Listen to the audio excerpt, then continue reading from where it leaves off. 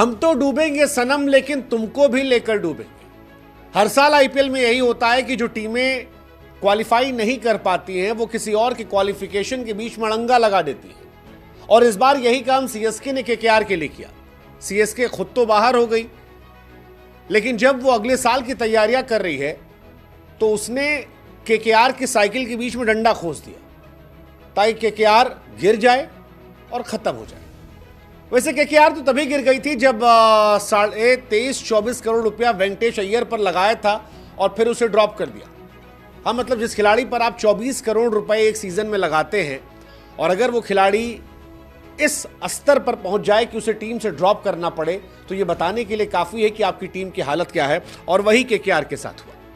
KKR ने smash में 20 over में 179 बनाए, जिसे धोनी साहब के छक्के ने जिता दिया। हाँ, कह सकते हो यार, वैसे चर्चा चलती है कि एक छक्के ने मैच जिताया नहीं जिताया, लेकिन इस मैच में जिताया क्योंकि आखिरी ओवर में 6 बॉल पर 8 चाहिए थे और धोनी ने एक छक्का मार दिया। 43 साल के धोनी अभी भी सीएसके में मैच जिता रहे हैं। हालांकि फाइनल जो शॉट था वो कंबोज ने मारा चौका, जिसकी वजह जीते, बट सीएसके के लिए मैच एडवांटेज वाला था क्योंकि धोनी ने फिनिश किया और कई नए लड़कों ने इस मैच में उम्मीद दिया। हालांकि शुरुआत बहुत गंदी हुई थी सीएसके की, मतलब आयुष म्हात्रे और कॉनवे दोनों 2-2 गेंद पर 0-0 पर आउट हुए। तब लगा कि भाई साहब ये मैच जो है ये कहां जाएगा, 0-0 पर अगर आपके दोनों ओपनर जाते हैं। लेकिन इस साल सीएसके सरप्राइजेस लेकर आ रही है। पहले सरप्राइज सारे फालतू खिलाड़ियों को रख लेना, बुजुर्ग खिलाड़ियों को, और दूसरा सरप्राइज नए खिलाड़ियों को मौका देना। और वही एक मौका आज मिला उर्विल पटेल के नाम के खिलाड़ी को, जिसने 11 गेंदों पर 31 मारकर सीएसके को टेक ऑफ कराया।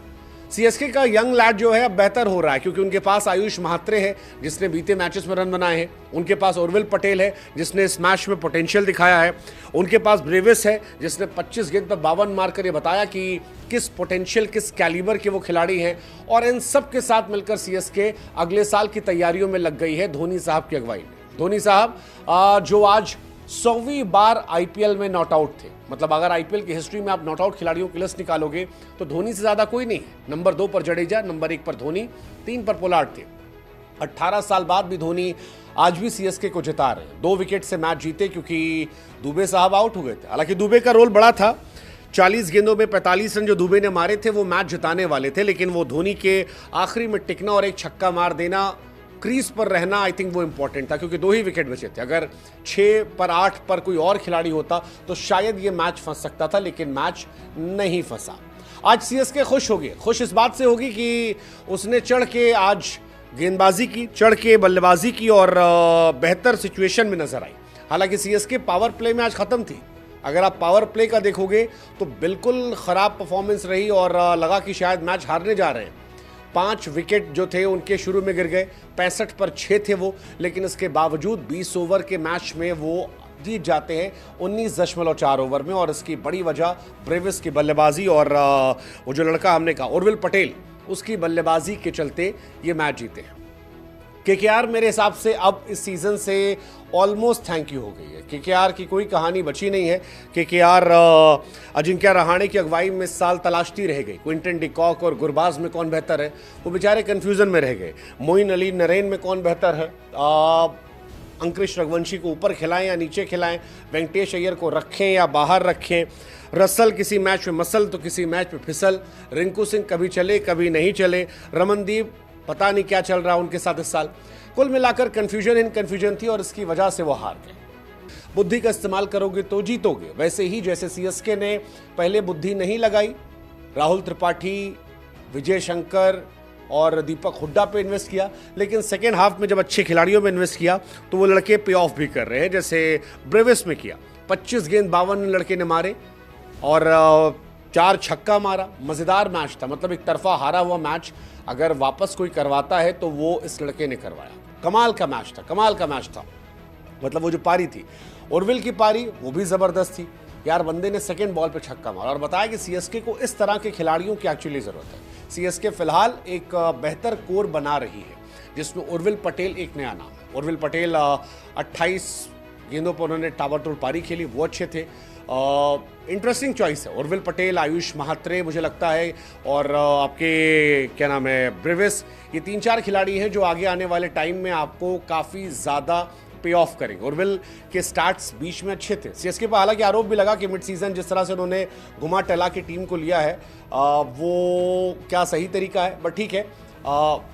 नेक्स्ट ईयर सीएसके शायद इतना बुरा ना खेले अगर ये कोर लेकर वो जाती है, और इस कोर में आपके पास ऋतुराज गायकवाड़ भी ऐड हो जाते हैं, क्योंकि इस कोर में हिटर हैं। आयुष महात्रे अच्छा तेज खेलते हैं, ऋतुराज क्लास खिलाड़ी है, उर्विल पटेल तेज खिलाड़ी है, ब्रेविस तेज खिलाड़ी है, शिवम दुबे आपके पास एक खिलाड़ी ऑलरेडी है।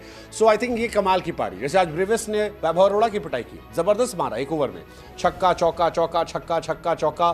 सो आई थिंक वो कमाल है। ब्रेविस जब से आए हैं सीएसके का मिडिल ऑर्डर जो है वो बेहतर नजर आ रहा है। 25 पे 42, 26 पे 32, 25 पे 52।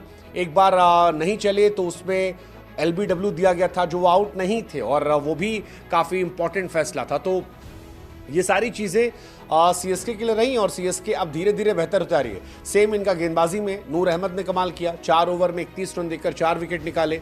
सुनील नरेन का, रघुवंशी का, रसल का, रिंकू का जो काफ़ी क्लास बॉलिंग थी, और 12 मैच में 20 विकेट। फिलहाल नूर भी बता रहे हैं कि वो सीएसके के लिए कोहिनूर हो गए, पथराना जोड़ लीजिए। तो 6-7 खिलाड़ी ऐसे हैं जो काफ़ी नए हैं, ज़बरदस्त हैं, और मुझे लगता है कि आगे आने वाले टाइम में वो काफ़ी अच्छा कर सकते हैं। फिलहाल नूर भी पर्पल कैप होल्डर की तरफ बढ़ गए, 20 विकेट निकाल लिए, और प्रसिद्ध कृष्णा के साथ नंबर 1 है।